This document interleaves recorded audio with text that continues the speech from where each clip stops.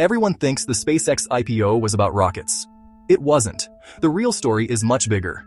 Investors are no longer valuing SpaceX like a launch company.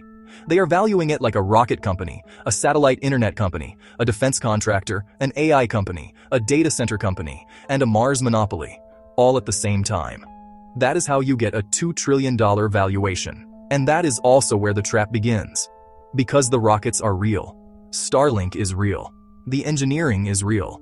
But the price investors are paying may depend on businesses that are still unproven, still expensive, and still years away from predictable profits. So the question is not, is SpaceX impressive? The question is, how much of Elon Musk's future has already been priced into the stock? In the next few minutes, I'm going to show you the hidden problem behind the SpaceX hype.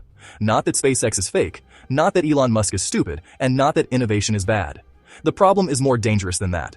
The problem is that investors may be paying for every possible future at once. They are paying for Starlink to dominate global internet. They are paying for Starship to change space transportation. They are paying for SpaceX to win defense contracts. They are paying for artificial intelligence infrastructure. They are paying for space-based data centers. They are paying for Mars. And when a stock price includes that many dreams, one disappointment can do serious damage. That is why a great company can still become a terrible investment. Here is the part that should make investors pause. After its huge IPO, SpaceX reportedly entered the bond market and disclosed more than $100 billion in cash. That sounds incredibly strong. But it also raises a question. If SpaceX has that much cash, why is it still looking to raise more capital? The answer is scale. This company is not just launching rockets anymore. It is funding Starship, Starlink expansion, satellite replacement, AI infrastructure, compute deals, data center ambitions, and long-term projects that could consume enormous amounts of money before they generate stable returns. That does not mean SpaceX is in trouble. But it does mean investors should stop thinking of it as a simple rocket company. This is becoming one of the most capital-intensive technology stories in the world. And capital-intensive stories are dangerous when the valuation already assumes perfection. The word tricked does not mean fraud. It means something subtler. The market may have tricked itself. Elon Musk has built companies that changed entire industries. Tesla changed the conversation around electric vehicles. SpaceX changed the economics of rocket launches. Starlink changed the satellite internet market, so investors naturally attach a premium to anything connected to Elon. That premium is powerful, but it can also become dangerous, because once investors believe one person can bend every industry to his will, they start paying today for profits that may not arrive for a decade, or may not arrive at all. That is the Elon premium. It is not based only on current financials.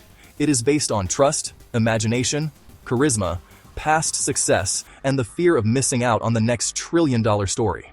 That can create massive upside. But it can also create a valuation that becomes almost impossible to justify. Starlink is probably the strongest part of the SpaceX investment case. It has real customers. It solves a real problem. It gives SpaceX a recurring revenue business that is very different from one-time rocket launches. That matters. But real revenue does not automatically justify any price. This is the mistake investors make again and again. They see a real business and assume the stock must be a good investment. But the stock market does not reward what is real. It rewards what is real compared to what is already expected.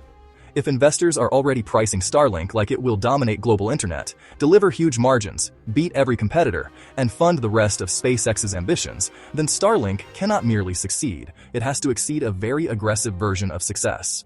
That is a much higher bar. Now add artificial intelligence. This is where the SpaceX story becomes even more complicated. AI infrastructure is not cheap.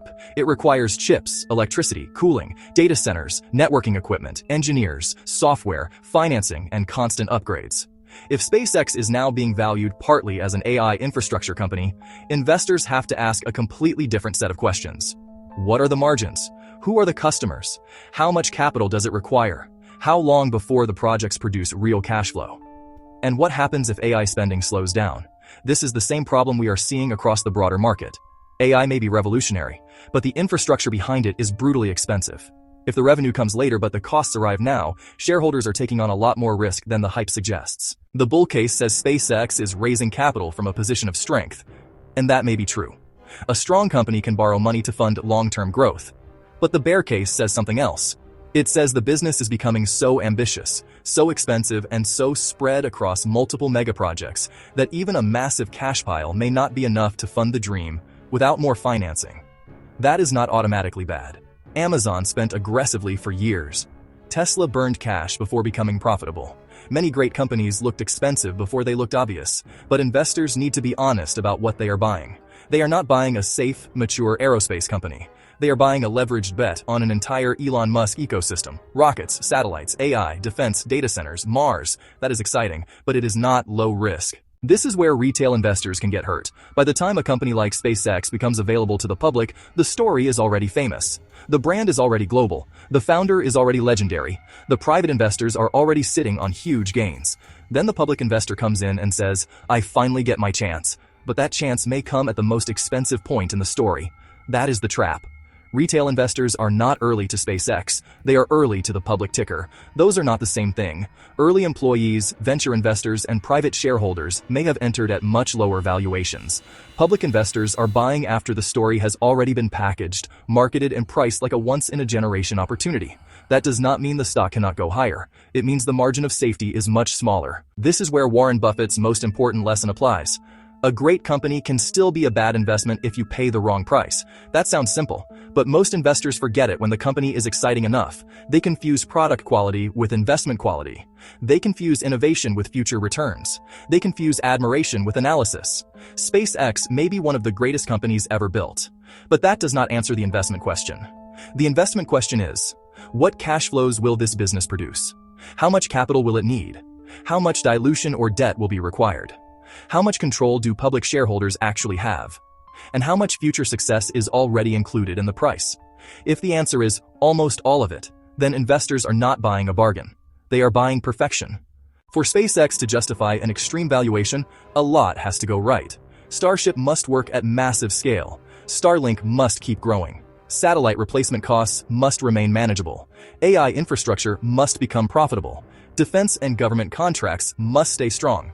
Capital markets must remain supportive. Competition must not destroy margins. Regulators must not slow expansion. And Elon Musk must continue allocating attention across multiple companies without creating major governance risk. Any one of those things could go right. Several could go right. But at a $2 trillion valuation, investors may need nearly all of them to go right. That is the problem. The company does not need to fail for the stock to disappoint. It only needs to succeed less perfectly than the market expects. This is the real warning. The rockets can keep launching. Starlink can keep growing. AI can become important. Elon can keep pushing impossible ideas into reality. And the stock can still be overpriced. Those statements can all be true at the same time. The biggest investing mistakes usually happen when people turn a company into a belief system. They stop asking what the business is worth. They stop asking what could go wrong. They stop asking what assumptions are already priced in. And they start saying, you just don't understand the vision.